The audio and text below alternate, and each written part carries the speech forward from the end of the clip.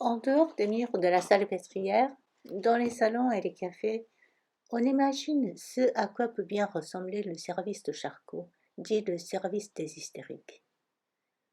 On se représente des femmes nues qui courent dans les couloirs, se cognent le front contre le carrelage, écartent les jambes pour accueillir un amant imaginaire, hurlent à gorge déployée de l'aube au coucher.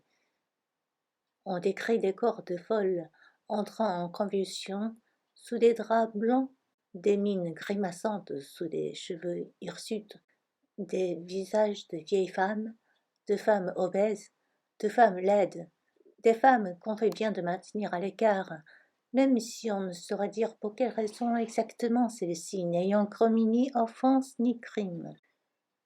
Pour des gens que la moindre excentricité affole, qu'ils soient bourgeois ou prolétaires, songer à ces aliénés excite leur désir et alimente leur crainte. Les folles les fascinent et leur font horreur. Leur déception serait certaine s'ils venaient faire un tour dans le service en cette fin de matinée. Dans le large dortoir, les activités quotidiennes s'exécutent dans le calme. Des femmes passent la serpillière entre et sous les lits métalliques. D'autres font une brève toilette aux gants au-dessus d'une bassine d'eau froide. Quelques-unes sont couchées, accablées de fatigue et de pensée, ne désirant converser avec personne. Certaines brossent leurs cheveux, parlent seules à voix basse, observent par la fenêtre la lumière tomber sur le parc, où un peu de neige résiste encore.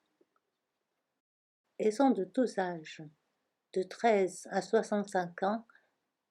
Elles sont brunes, blondes ou rousses, minces ou épaisses, vêtues ou coiffées comme elles le seraient à la ville, se meuvent avec pudeur, loin de l'ambiance dépravée qui se fantasme en dehors.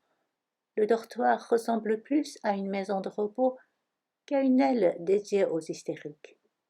C'est en y regardant d'un peu plus près que le trouble survient. On remarque une main refermée et tordue, un bras contracté et ramené contre la poitrine. On voit des paupières qui s'ouvrent et se referment avec la cadence des battements d'ailes d'un papillon. Certaines paupières sont tout simplement fermées d'un côté, et c'est un œil seulement qui vous dévisage.